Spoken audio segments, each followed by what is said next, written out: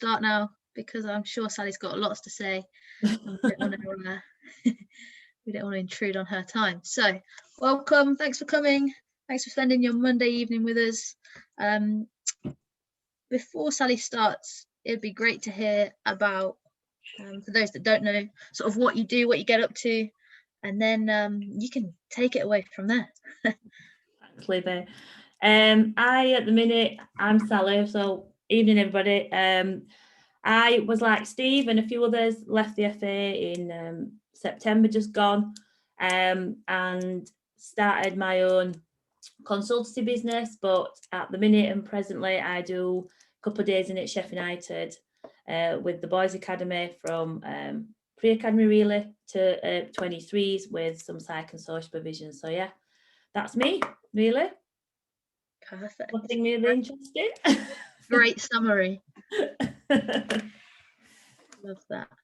Cool. And I believe you've got a PowerPoint. Do you want to? Yeah. Should we get going? Yeah, let's get going. Because guys, sit back, relax. It's I have got a lot to get through. Gonna have to get your brain engaged in this one, I feel. Hopefully, we'll see. Just bear with me while I get my screen to share.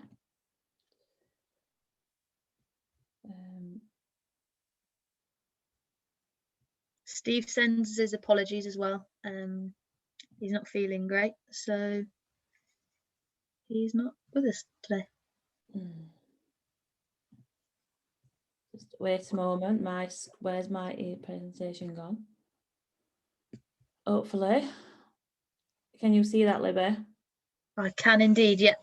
Perfect. Let's play it then. Should we get going? Yeah, let's do it. Brilliant. All right.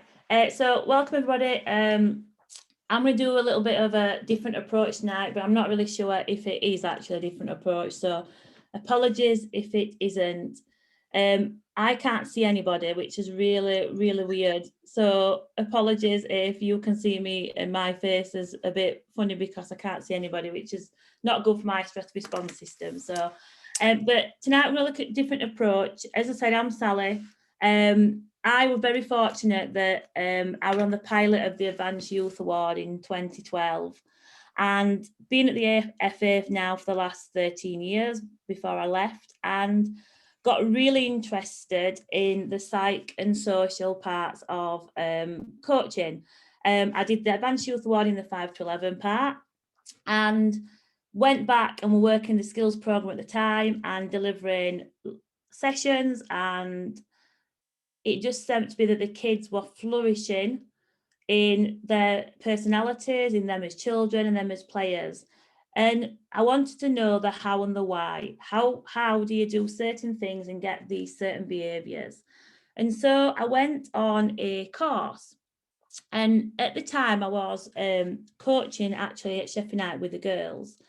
And I used to have one player that used to come home and she used to sometimes get to the point of I was nearly crying because I just couldn't connect with her behaviours were all over. So I went and did a child development course in,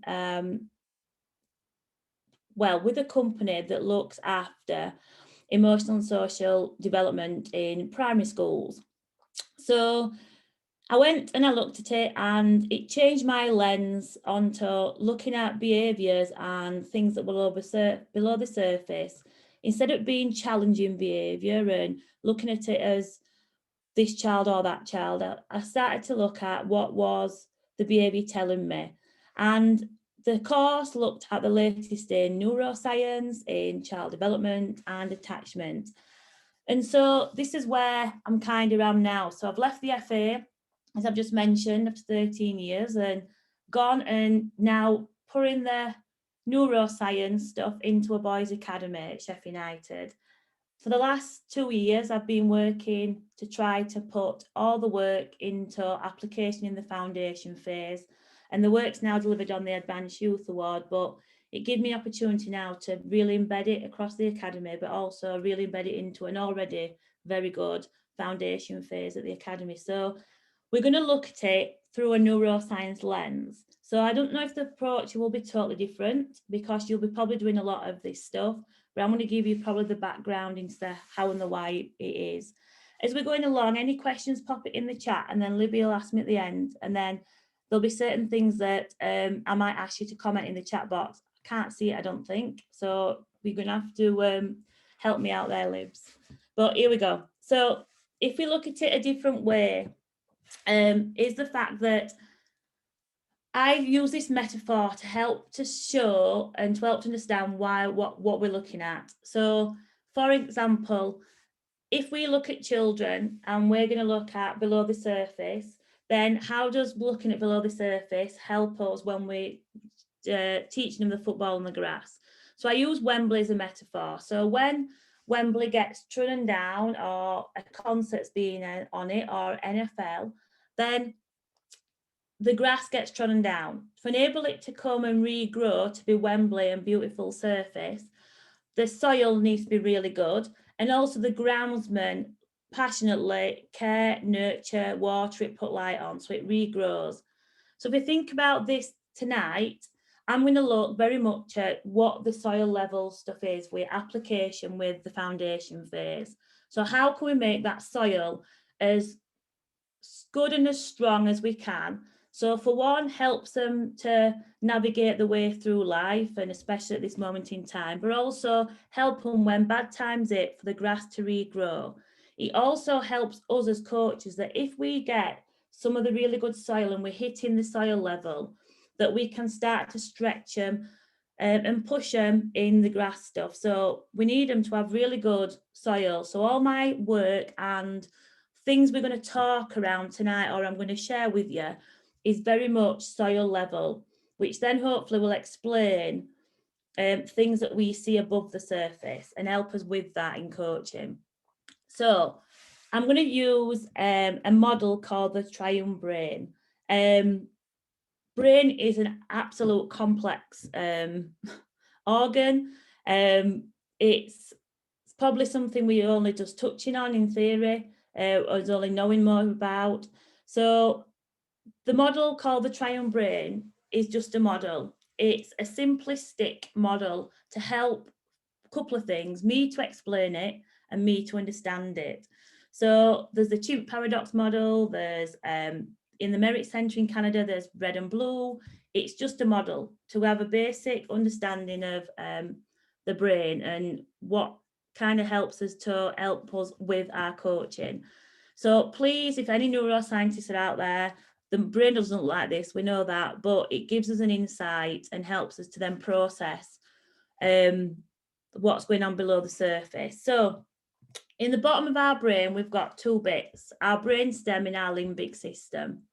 Okay, and these have come from us from evolution. They're thousands of years old. We can't take them out. Everybody's got them, but they were programmed there to keep us safe. So in here, we've got fight, flight, or freeze, which majority of us know about.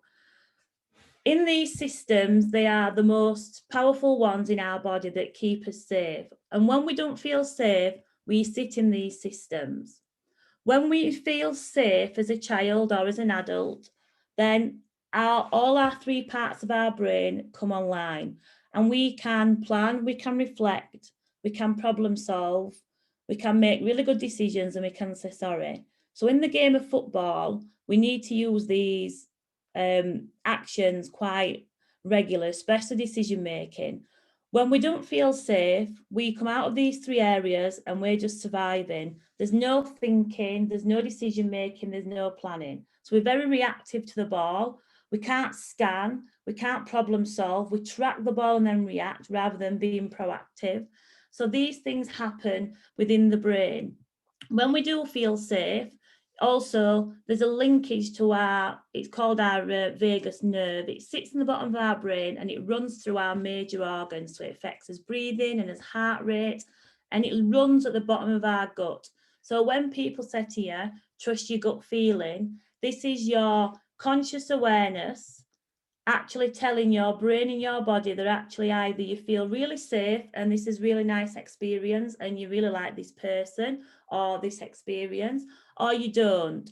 And it's done out of your conscious awareness. And what happens from when you are born to every day now that we're in, that experiences and how you feel and interpret the world is stored in your brain and your nervous system. So your body and your brain works together. It helps us and protects us then from experiences that we don't want to then go back into. So playing a certain team or playing at a certain venue may have certain experiences where your body goes, I know what happened last time, you got injured or we lost 7-0, and your body and your brain stores this. And sometimes at your conscious awareness, your body puts yourself on high alert, ready for getting you ready to protect yourself. We have to understand that we have to work with these feelings and emotions, so we can't get rid of them. They're in our brain, they're in our body. You can try and suppress them, but it comes out later. But if we work with them, we can help to understand that actually emotions and feelings are a natural part of life. We've got in a world now where we've got good and bad, and we've just got feelings and emotions. So when we experience joy and love, we experience stress and anxiety. The thing with stress is when you're in a prolonged state, and it's the chemicals that come around your body and erode your brain and your body that's the harmful things. So we want all our players to be in all three parts of their brain. And so this is kind of the soil bit.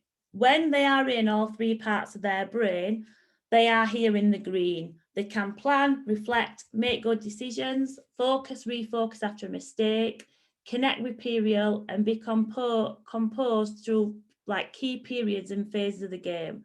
When they're not, they are in, these are the two areas of the brain.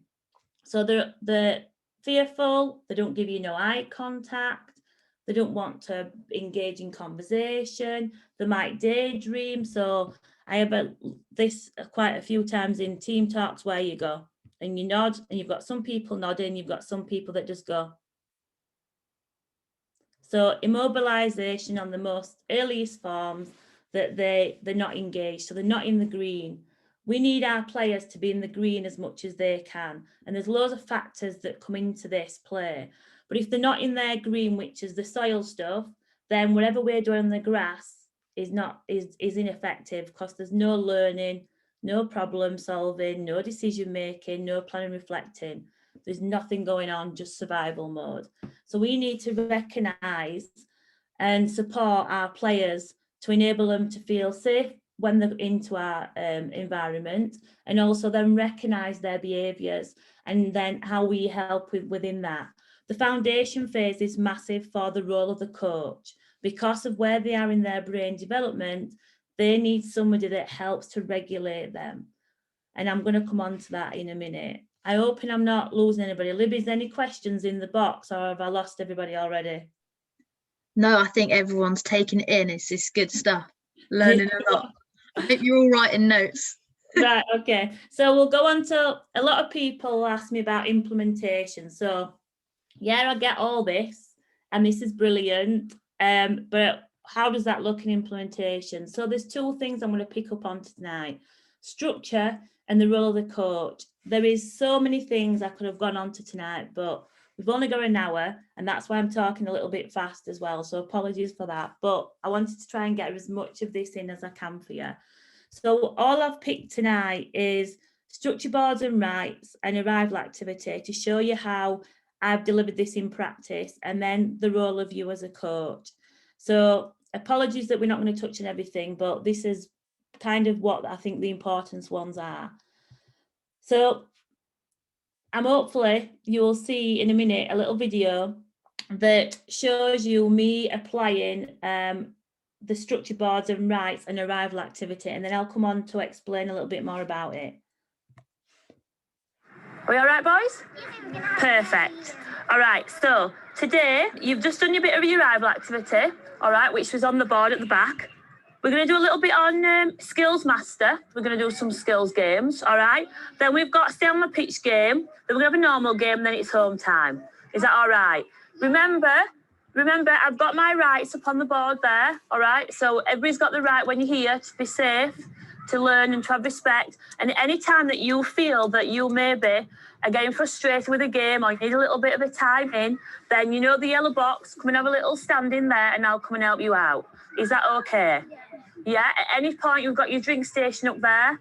All right, happy? Yeah. Let's get going then. Did that play all right, Libby?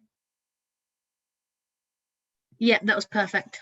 Okay, so just give you the science behind this.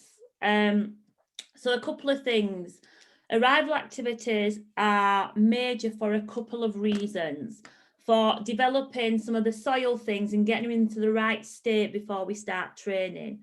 So it gives us time to set up as coaches, because normally we'll be rushing from work or another team will be coming off at 7 and we're rushing to get on.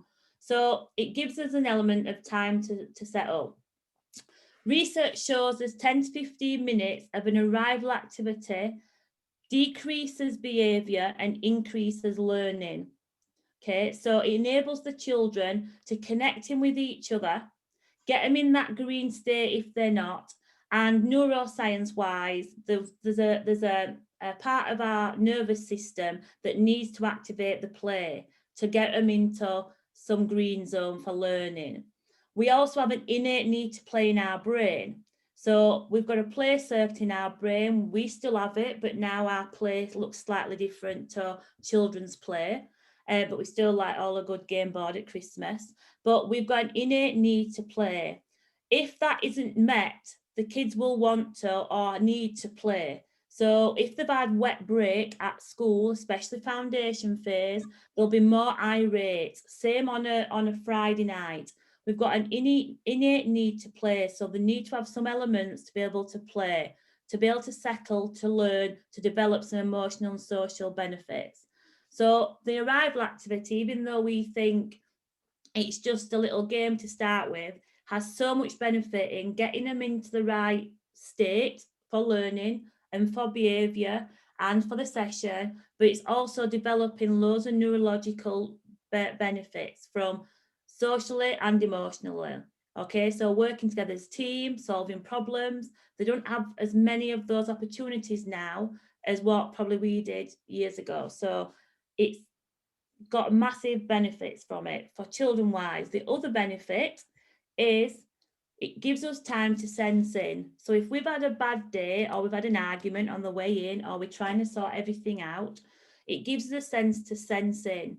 A dysregulated adult, so if I'm not feeling happy in myself and I'm thinking around other things and I'm not in the present moment, then the children will be the same. If the children dysregulate even more, a dysregulated adult can't regulate a child. So I need to be, as a coach, sensed in the moment with the children and being calm and regulated. I can then notice behaviours. I can see what's going on. I can ask the questions. I can learn. And we've had it a couple of times on when we've done in situ supports, and you ask coaches after what do they think, and they're like, I just don't know. So if I'm not sensed in, I can't watch and learn within my sessions. There's a couple of pictures on there. One, arrival activity, we give them a choice. Choice is really good for children, as we know. Rights, we have some boundaries then that can be set. So we'll probably have our own boundaries and our own beliefs and values and how we want the children to behave in our sessions. But if they don't know them, then they'll not stick to them. And rights and boundaries gives us some psychological safety. So if a child then swinging on the crossbar and we go, stop swinging on the crossbar, we can go, actually, is that safe? No, remember our rights, boundaries. So they have some elements of that. The arrival activity on the video that I showed you, I wouldn't necessarily go through it with them. When I'm coaching, they've got a whiteboard with their structure for the day. Some children will come in and check it, and some children won't. Some children don't need it. But this is where it helps those children out that come into your session and they'll go, what are we doing tonight? Who are we playing at the weekend? What are we doing after this session? So some children need to have some certainty. So when they come in, if they check that, they can go and join in and focus. If we said to them, just focus on the game, I'll tell you in 2 minutes, their brain is not in that mode of being safe. So they are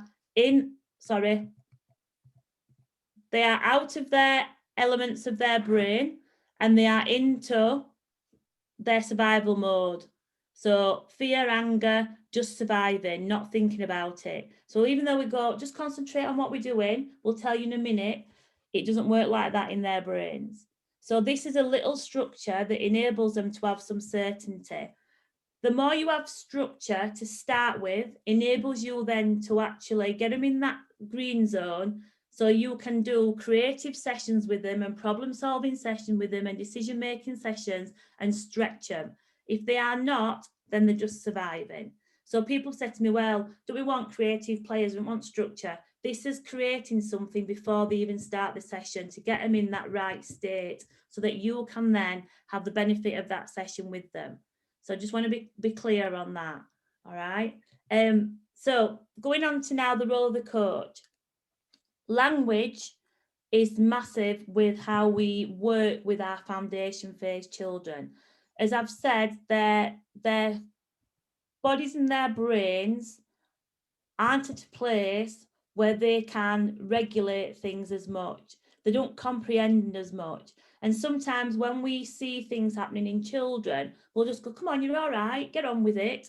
But actually, if you put it in an adult context, we wouldn't be happy. So when we have a kick-off and they have Reds at it first time and then yellows have it, and then, or we give it back to Reds and there's some, oh, Reds had it last time, we just go, come on, it's fine, just get on with it. You know, it's just playing a game, you have to deal with it. Then if you put it in an adult context, that would be the same as us all doing the same job at work, but the person at the side of me that does my job at work gets 30 grand more. We'd not be happy either. So their concepts of what they're feeling and sensing, if we put it in an adult context, is it's distress behaviour. So if we look at it that it's not challenging behaviour, that it's distress behaviour, and they need our help, then we start to reframe and look at our focus a little bit better. So this is a video of me delivering with some foundation phase children on some DNA filming. This was the second day, I'd only just met them. This happened in the session, we didn't stage it. I overdid it a little bit because of, one, the position, two, we were short of time on filming, and three, I didn't know them. So I've not got the connection with them already. So have a little look. This is what I want you to look at. So what do you notice? So what do you notice? Listen to my language, my voice and my tone. Observe the body language and my face, and then observe the other children, and then we'll unpick it. While you're watching this, any of those three things that you notice, can you drop them in the chat box? And then Libby can go through them with me, and then I can explain them a little bit of the science behind it as well. Hoping, is that all right, everybody? Hopefully. Right. Okay, so hopefully it'll play all right as well. So have a little look at this and see what you think.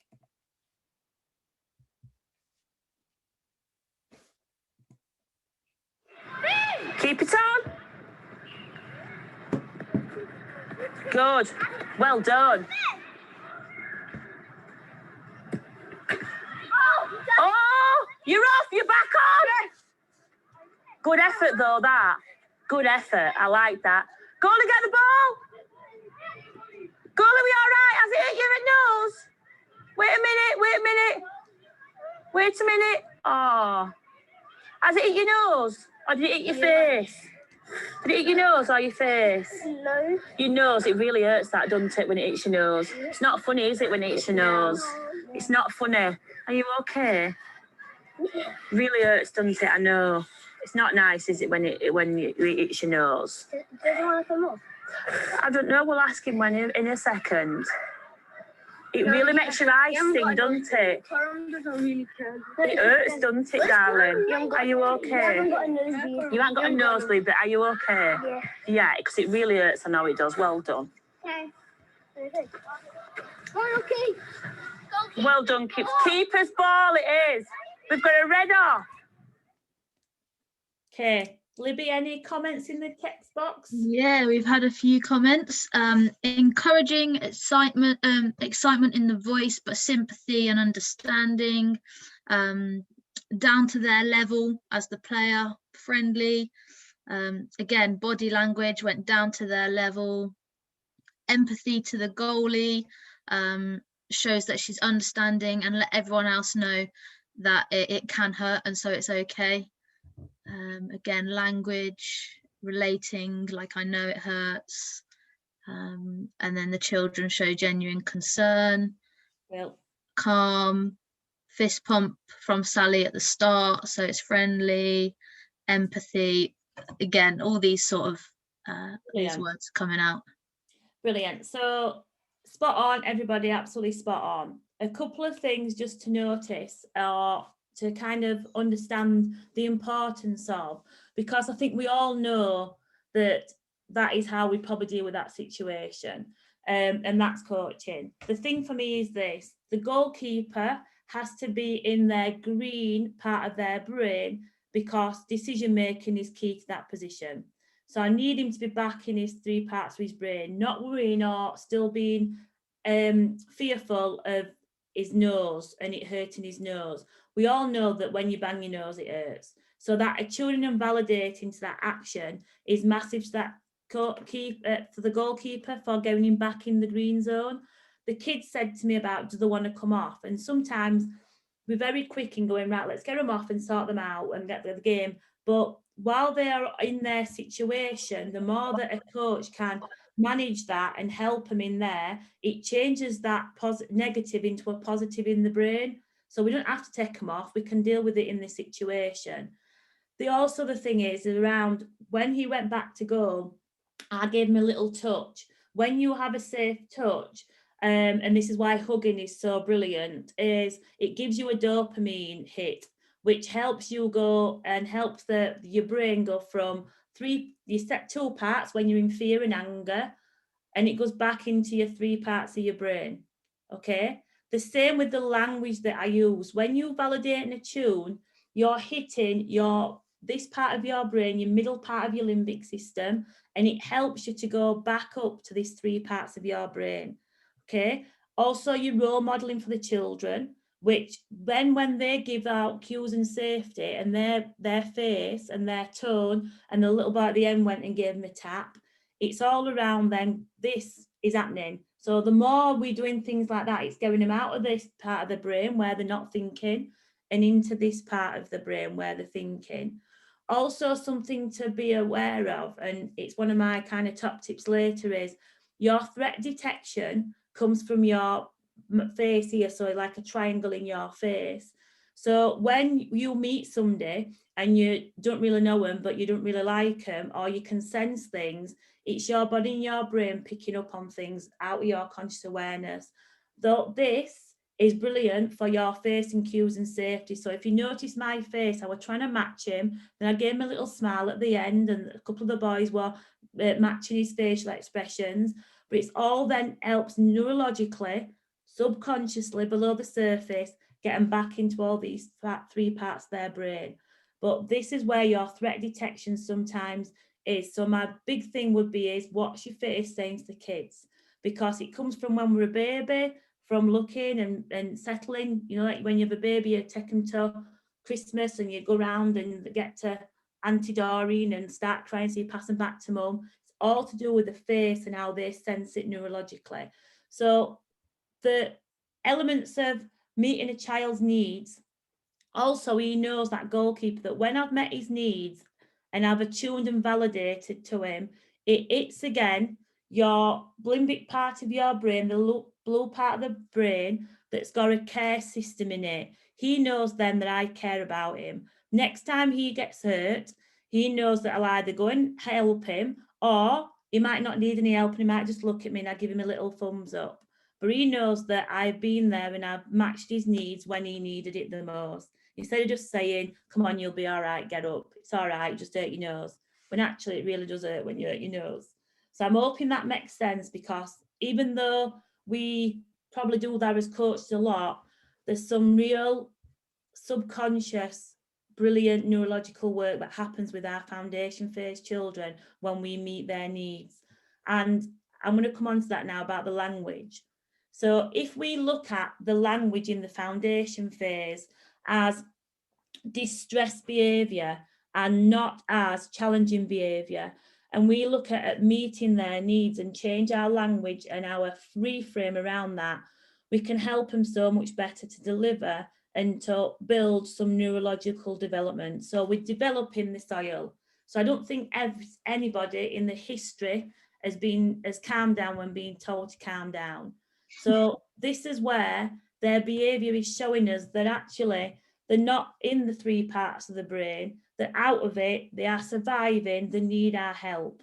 We need to meet their needs by helping them, and by the language we use, by how we say it, by our body language, so that we can help to bring them back into their green zone.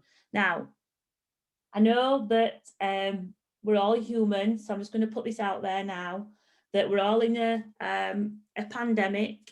Our defensive behaviours as a whole will be heightened. We may have more little patience because of that, because we're ready to the fight and get his defensive behaviours up.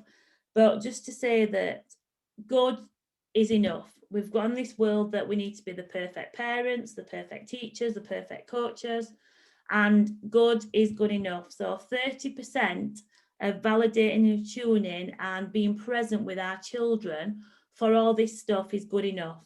And that's all we need to do. So if we start to look at changing our language and our behaviour and looking at what we say to them and how we say to them, but get the structure there be first, it's starting to build neurological, but also keeps them regulated for longer. So I'm hoping this is making sense as we're going through it. So this is a little bit of a reframe.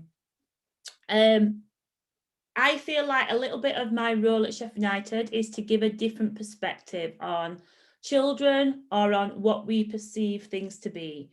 And we get sometimes caught up in a label and how we perceive certain children to be.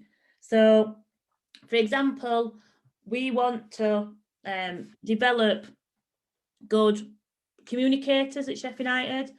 And if a child's really communicating a lot, we don't want them to communicate tonight because I want to give the quiet ones the chance to speak. But actually then we do want to foster that, and that child might be really just enjoy communicating, where the other child might be very much taking things in. So excuse me, let me just have a little drink. This is why I'm drinking loads more on Zooms.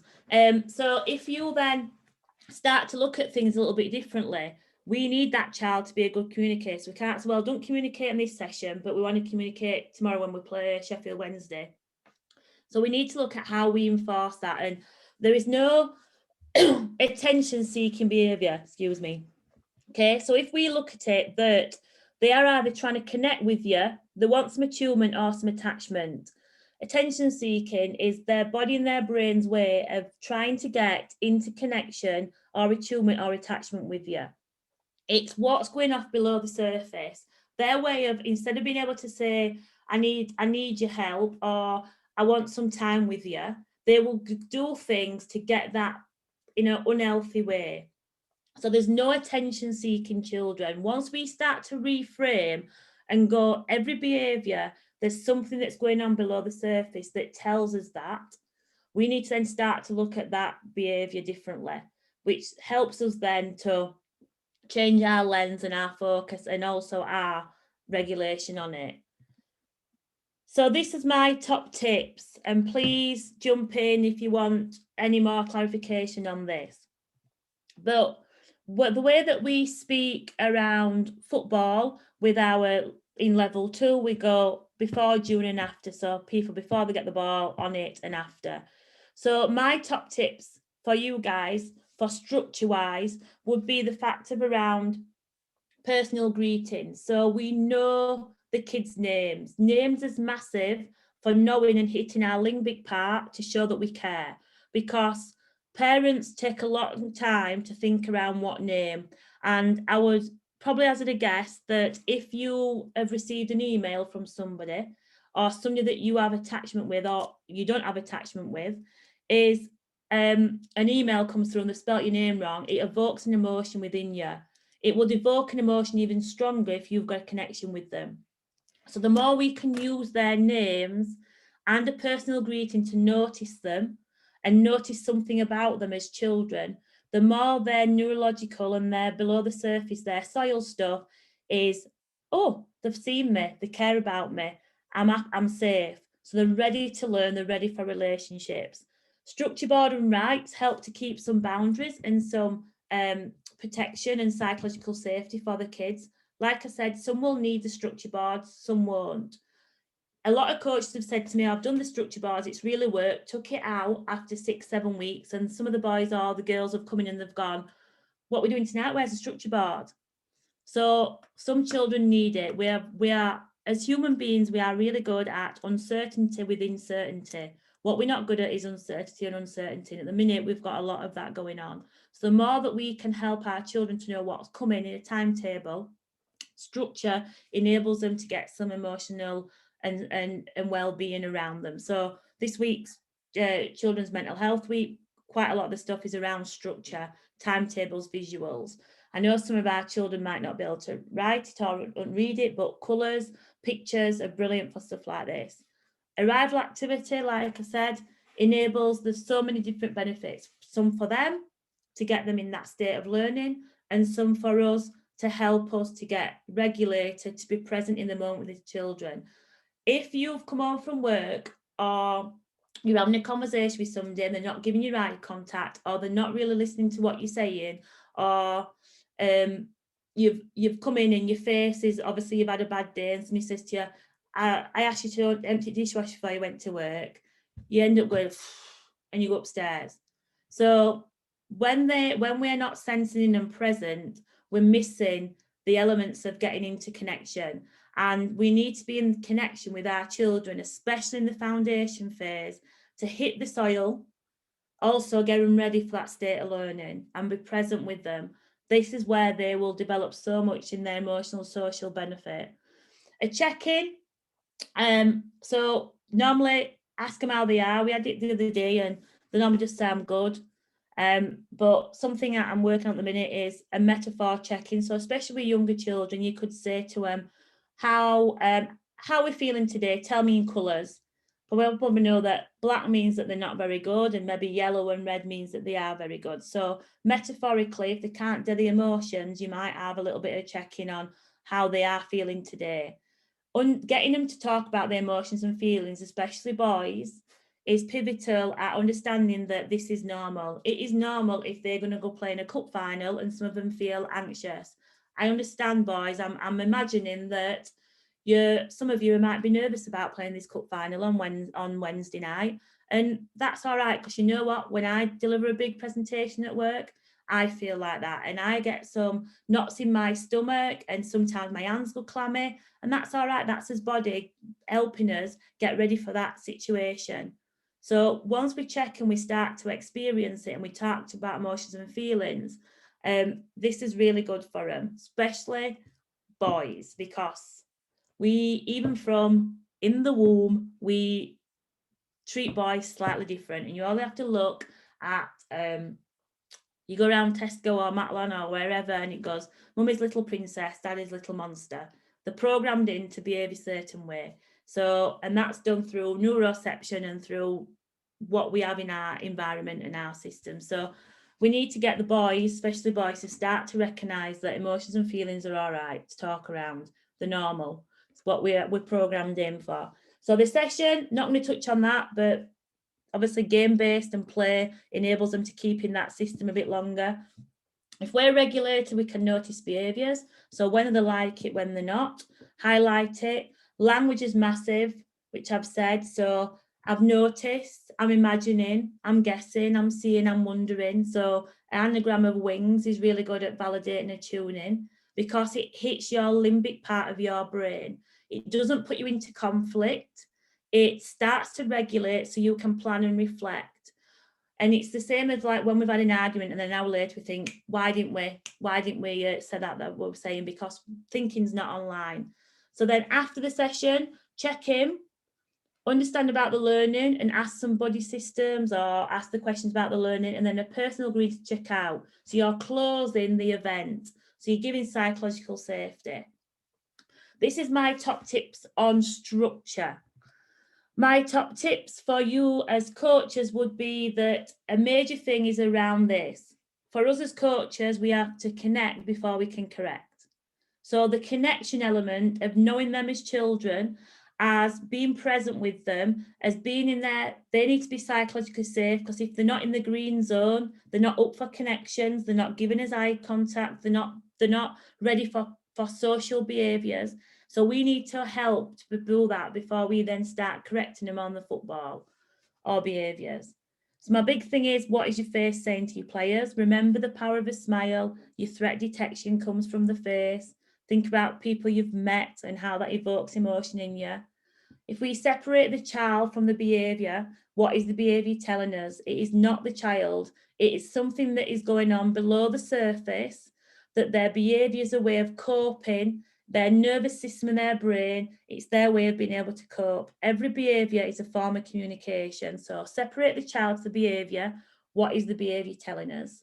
Because there's obviously something going on. And also then it comes back to the language that we use.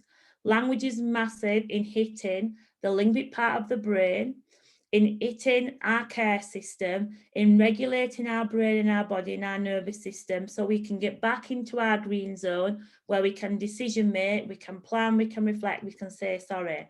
And this is sometimes when we say to kids, go say sorry, and they just go, sorry, all right, because they don't really mean it, they're just saying it, they're just surviving in it. So some top tips for you guys for structure and how we create some psychological safety and get them in the green zone, and then how we then can help with that. Because if we are in connection with them and they're starting to not feel safe, just a smile or a little touch on the back or a little fist pump or a little comment of their name and an action and a well done can give out a cue of, it gives a cue of safety out to the children, which then helps them to come back into their green zone, be back in for learning, be back up for relationships with the team, which we need in football.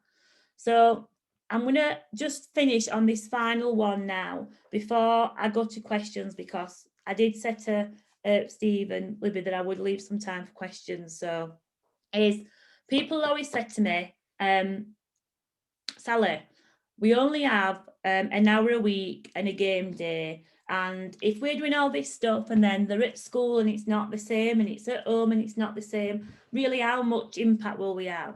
You have a massive impact. The research that comes from children that have been through the most horrific trauma in their formative years can change neural development with one significant adult. So your small interactions on a child's brain development and their stress response system and their ability to learn and their behaviours going forward and their emotional and social development is a massive predictor for how much success they're going to have later on in life. So please never underestimate the power that you can have, because you doing it with them on a regular basis over, we say roughly 500 interactions, but that can be done quite quick, it is having so much benefit from below the surface. This is my niece, and I think my sister's on tonight actually, so she'll be, oh, Eliza's on. So this is my niece, and she loves backpacks because I wear one. And I realised from losing grandma and from doing all these courses, how much my grandma used to give me for connection, for neural development, like all my soil stuff. So unfortunately, we lost grandma a few years ago now, and Eliza came along and we're premature. So now I try and make sure that whenever I'm with her, I'm in connection with her, and I'm doing things that enable that body and the brain and the body to develop the soil stuff. And I've never mentioned about a backpack, but she wants one and she wears one. So please do never ever underestimate the power of a small interaction. How you role model for children it becomes who they are. So that's the kind of last thought that I wanted to just stop on there. So thank you for listening. And Libby, have you got any questions? Well, that's super powerful stuff. And stop sharing because I hate that screen when I can't see anybody. And yes, we have got some questions. There's been a few about like the age? So, for example, the arrival activity, is there an effective age for that? Like, can you go older and that still be effective, Yeah. or is it only in foundation stage? No, so I think the biggest thing for me is my work was done foundation phase, and then the element of why I've left the FA to go to Sheffield United is to implement it all the way through. We've seen it as a benefit even with the 23s. So we have still got the same kit in our body. We've still got the play circuit. We still need that part of our nervous system to be regulated, to be up for relationships, to be in our green part. So even our 23s that some are in the first team and out of the first team, our sessions are still better when you are activated the play circuit and arrival activity. So when they are having a little bit of fun, they're in connection, they're doing something that is football wise and they're having a bit of a laugh, their sessions definitely do better. So we've still got the same kit. We still enjoy playing. I imagine that when you get on the courses, when I was delivering, you get a bag of balls out and everybody gets straight at playing, kicking the balls in or can't touch the footballs. We're the same. So the arrival activity is there as really to enable the neurological stuff to come out for the state of learning. So any age, but yeah, I've touched on the foundation phase, but any of that we've touched on today could run all the way through any ages, even, later on in life. Absolutely. Even in senior football, there's some very competitive football tennis that goes on before training. Precisely, yeah.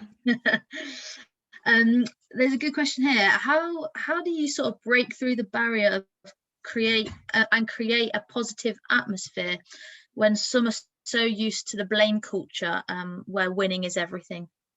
Yeah, so again, blame is to mask a lot of insecurities. So we tend to blame instead of being able then to look at self. So emotions and feelings. It also links into confidence. So the element of the structure to get them psychologically safe, and then sometimes it's shining a light on behaviour. So I've noticed that when this happens, you say this, and I'm wondering why that is, because if then I can help you with that, we can maybe start to get you so you're not out of the game for 10 minutes, or we're not having an argument at the end. Because I don't know about you, but I'm not sure that I think it'd be nicer for us to go home when we're not having an argument at the end. So, and the winning element is, I think winning's become a bit of a dirty word. I think everybody wants to win. I think it's just the sense of how we go about the winning, and then how does that affect our mindset with some of our thinking traps. But that's an all different ball game. Great. So I don't know if I answered that, but it's a complex question, that. Sorry. If that's not answered, then write another question in the box. There's a good one here. You mentioned about giving reassuring hug or tap on the shoulder. Yeah. But as a male coaching young girls, I'm always very careful to avoid any contact. Am I being overly cautious? Do you want the political answer or my answer? I think my answer would be, from Sally, is I think you're being overcautious. From a political answer, probably I would check with safeguarding on their policy of the club. The thing is we are safe touch, and the element of the dopamine is massive. That's the same with the personal greeting. So when the kids come in, personal greeting of choice would be maybe a thumbs up, a fist pump, a high five, and you will get to know what children want the physical contact and which don't. So I think that's a major thing, linking back into the personal greetings, who wants the physical contact and who doesn't. Yeah, it's an hard one to do, because I would definitely I'd be like hugs and everything, but I understand the constraints and the problems that does face. I would check with your safeguard officer at the club, but the more you can have safe touching contact, I read some research that said that if the NHS could really bottle the power of a 20-second hug, it would be the strongest drug we can have. So I think it's that fine balance of where you sit and fit with it. and what they feel comfortable with, what the club feel comfortable with. But the more we can have some safe touch, and there's a really good website called Edutopia, and they do something on tums.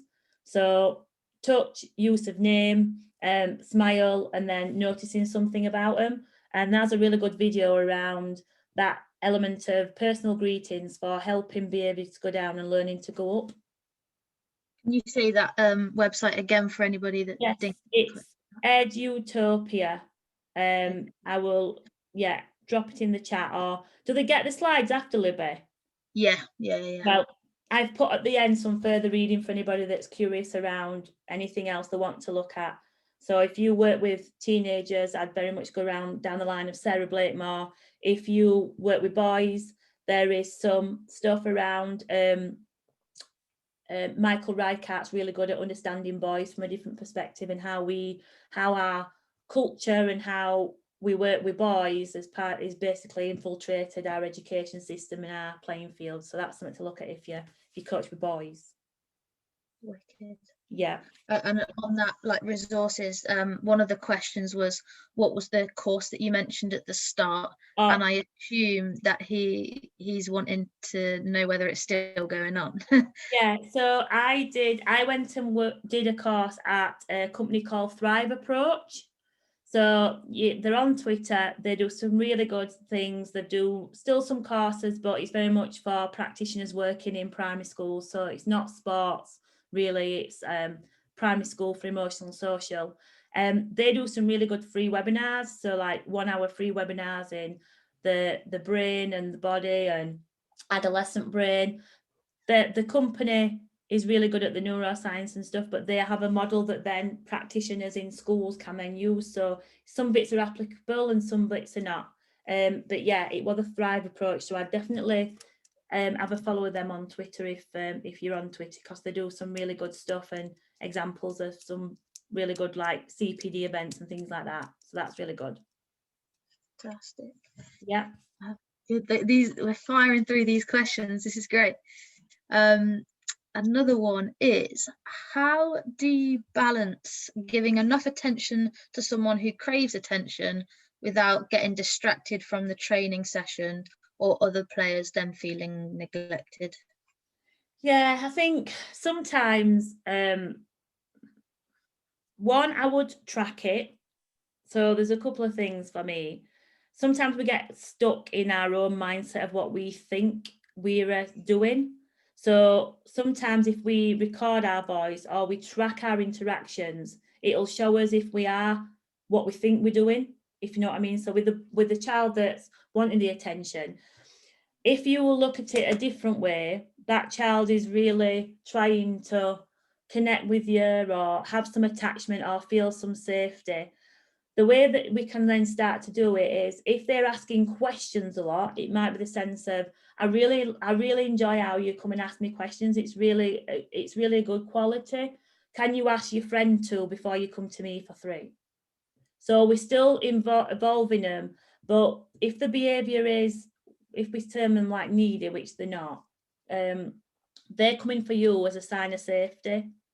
So same as if your child goes to school and then they come home and the next couple of weeks they go, oh, they're clingy. Well, they're not clingy, they're coming to where they feel the most safe. So that child's probably coming to you to actually want to have some attunement and attachment. So I would just try and track how much interaction you have with them at the start and how you notice them, which then should help to stop some of them behaviours a little bit. It's all to do with, if they don't feel safe as much, they will come to you. Sometimes they will do it in an unhealthy way, and sometimes it's through anxiety or they're wanting that loving connection that they do within behaviours. So if we start to reframe it a little bit and just track it and look at it from a different angle, we sometimes see, like I said, a different child. There's a really good quote that I use a lot saying, it says that when we see a child differently, we see a different child. And I think it's something to really, really think about with what we get stuck in our thought process with some children about. Definitely. And in terms of like coaching somebody, a child maybe that does have particular behavioural I mean, this is going down a complete, I'm sure you could do another webinar about, but you know, like ADHD or those sort of stuff. Is there anything particular that you would recommend practically to do in that sense? Safety, so structure board, exactly the same. Consistency. ADHD and certain diagnoses is inactive in their play circuit. So it comes back to what we've just basically said. Structure boards for some safety, arrival activities, and then the game-based things, and being consistent with behaviours. So once we are consistent, the child knows where they sit and fit. When we are inconsistent, this is probably a problem we have when we coach our own child. We maybe display some behaviours at football and some boundaries, and then when we're at home it's a different kind. So the inconsistency, they're not sure where they are with it, so then we have some outward behaviours when we're at football or we're at home. So that's an hard one, but it comes back to, again, creating some safety and the arrival activities and play. And with ADHD, a lot is to do with an underdeveloped play system in the brain. Yeah, cool. Some good ones coming through. Okay. You may have touched this a little bit, but then how join in the team discussions and it looks like they easily lose concentration? Yeah, so if they're giving you eye contact, I would say that they're not losing concentration. If they start to daydream, then they're in a situation where they don't feel comfortable to speak in a group, because when they're moving their eye contact and going out, or the daydreaming, they're going into immobilization, which is freeze mode. So they probably, when they come into a big group, their way of coping with it is their body's way of shutting down and going into maybe daydreaming and losing concentration because they're not comfortable in that situation. So the body goes into, right, fight, flight, we'll just go into mobilization, and then when we go back onto the pitch, I'm back all right. So it's the situation. So I would say I've noticed this when we come in this, or don't bring them in and ask them loads of questions, and do it as a buddy system. So find somebody in the team that is really good with and buddy up, and then notice, is he like that when he's with a child that he's in connection with, or is he when he's just in the big group? So you have to be curious around behaviours, and I think that's the big thing with all this work. We just need to be really curious around it, try it, see it, all that links back up, because it is a very complex subject. So when you see children, you have to just look at them all as individuals. So when that child comes in, he may be very comfortable at speaking with another child, but that situation is obviously put him into freeze mode. So we need to work at how we not probably put him in that situation, get him more comfortable and build it up, especially foundation phase. We expect him to, when they come into us, sometimes we say, you're not listening to me, look at me when I'm talking to you. Eye contact is a really intimate and intense sensation. The children that will struggle with that will probably be the ones that not feeling safe in that situation, so they'll look away. We see it as a sign of respect. We change it around and we go, actually, they've not given us eye contact because they aren't doing enough stress response, they can't cope with this situation. We can then start to build it up, and they'll start to give you more eye contact if you start giving them little glances, putting them in a buddy system, working it that way. So then you're building neurological development instead of just saying, look at women talking to you, because they'll not do, because they're out of the thinking capacity, and we're not going to ever get that to a state where they can do, because there's going to be no neurological changes when they're not in the green zone. Yeah, so good.